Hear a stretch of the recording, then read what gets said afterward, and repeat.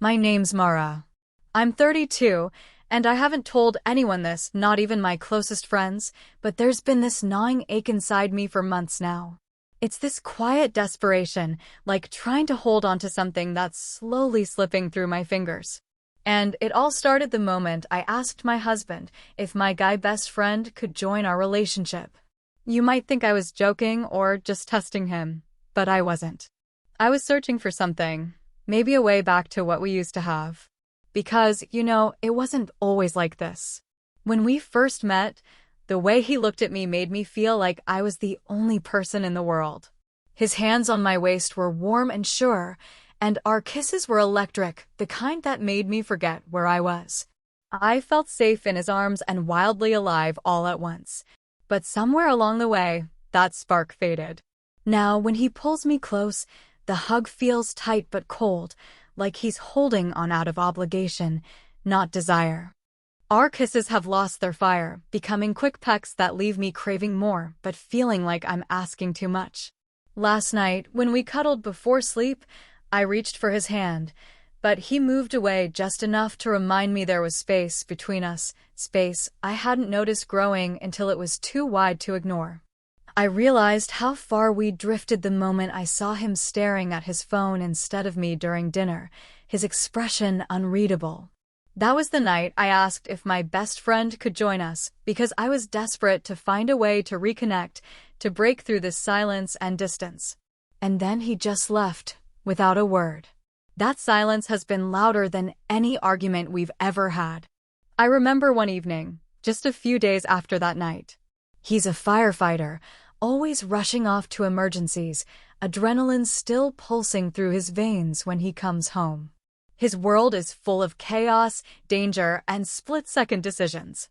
Maybe that's why, when he's with me, he tries so hard to show love physically, grabbing me suddenly, holding me tight like he's afraid I'll slip away. But I don't want to be grabbed. Not like that. What I need is different. I need him to slow down, to look at me without that rush in his eyes, to actually listen. That night, he caught me in the kitchen just as I was pouring wine. He pulled me into a hug, too tight, too fast, and kissed my neck like he was trying to remind me of something, maybe how much he still cared. But I pulled back. Not because I didn't want him, but because I felt invisible. I tried to explain it. I need you here, I whispered. Not just your hands. I need to feel you, really feel you. Not just the firefighter, but the man. He looked at me, confused and frustrated. I am here, Mara. This is how I show you. But his way of showing love only made me feel more alone. I wanted to say, I'm not broken, but I'm breaking. And so the tension built in the silence after his touch, in the space between us on the couch, in the way our conversations started to feel like choreographed dances where we both forgot the steps. I felt like I was shouting inside my head, but the words stuck in my throat. Because how do you explain that the thing you want most is to be seen, truly seen, when the person who loves you is too exhausted, too overwhelmed, or maybe just doesn't know how to give it? That was the moment I realized the distance wasn't just physical. It was in the very way we loved or didn't. One evening, he came up behind me while I was scrolling through my phone on the couch. His hands slid around my waist like he always did, firm, familiar. I wanted to melt into him, to let myself feel the warmth I used to crave. But instead, I flinched just a little when his fingers pressed too hard against my hip. Hey, what's wrong? He asked, voice low but concerned. Nothing, I lied, pulling away slightly, even though part of me hated the distance.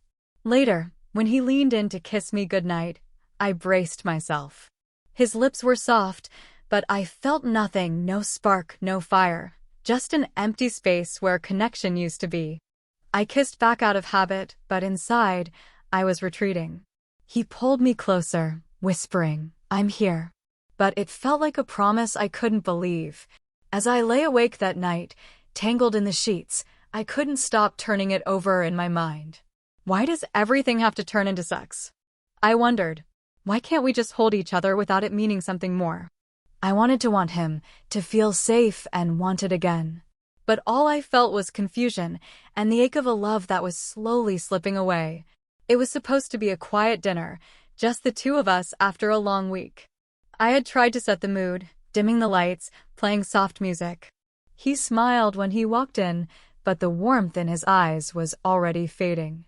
We ate in silence at first, the clinking of forks louder than any words. Then he reached out, brushing a stray hair from my face. I flinched, pulling back before I could stop myself. "I don't know what you want from me anymore," I blurted, voice trembling. I asked if my best friend could join us, not because I want a stranger in our bed, but because I'm desperate for something real between us. "And you just left without saying a word." He froze, confusion and hurt flashing across his face. "Mara, but I wasn't done." Tears spilled over, blurring my vision. "I feel invisible, like I'm fading away in a relationship that's supposed to be ours. You touch me, but you don't see me. You kiss me, but you don't want me. And I don't know how to fix this." He didn't say anything. The silence that followed was heavier than any argument. Afterwards, curled up alone on the couch, I felt a deep shame settle over me. Was I wrong to ask? Was I selfish for needing more? But beneath it all was a quiet truth. I was terrified that I'd lost him, and maybe even myself, forever. Days passed like shadows stretching across a quiet room. The space between us grew wider, colder. He was there, physically, but his eyes were distant, his smiles rare and forced. I watched him move through the house like a ghost carrying his own invisible weight. Sometimes I caught him staring out the window, lost in thought, his jaw tight with something I couldn't name. I knew he was hurting too, though in a different way. The burden of long shifts, the pressure of always being the strong one at work, the frustration of feeling powerless at home. I missed him fiercely. Missed the way his laughter used to fill the silence, the way his hand fit perfectly in mine. But I didn't know how to bridge the gap anymore. Every time I tried to reach out, I worried I'd push him further away. Guilt gnawed at me. Was I asking too much? Was I the reason we were unraveling? Or was this just how love fades slowly, painfully, until all that's left is a memory? One night, as I lay awake staring at the ceiling, I asked myself the hardest question. Do I want to try again, to fight for what we had? Or is it time to let go, even if it breaks me? The answer wasn't clear yet. But I knew I had to decide soon before silence swallowed us completely. After what felt like an eternity of quiet distance, one rainy evening we finally talked. Not about fixing everything all at once, that felt impossible, but about the small things, the cracks that had turned into chasms between us. I told him about how lonely I'd felt, how desperate I was for something real, not just physical touch. And he told me about the pressure at work, how he'd been shutting down because he didn't know how else to cope. There were no grand promises, no sweeping declarations of forever. Just two people admitting they were hurting, scared, and maybe still hoping.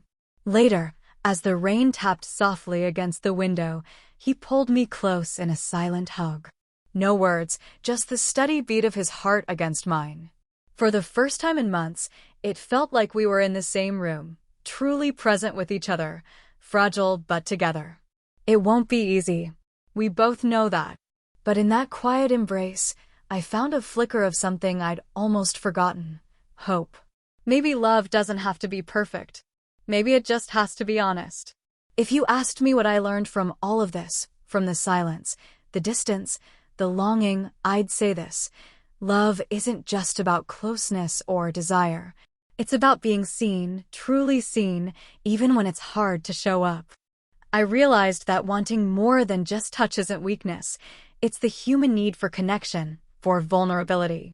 And sometimes, the hardest part isn't holding on to someone else, but holding on to yourself in the process. Whether he stayed or not doesn't change the truth I found inside me, that I deserve to be loved fully, with all the messiness and quiet moments in between. So if you're listening and you feel that ache too, remember this. Sometimes love asks us to let go, and sometimes it asks us to fight. But whatever it asks, don't lose yourself trying to make it fit. Because at the end of the day, The most important love is the one you give yourself. 4.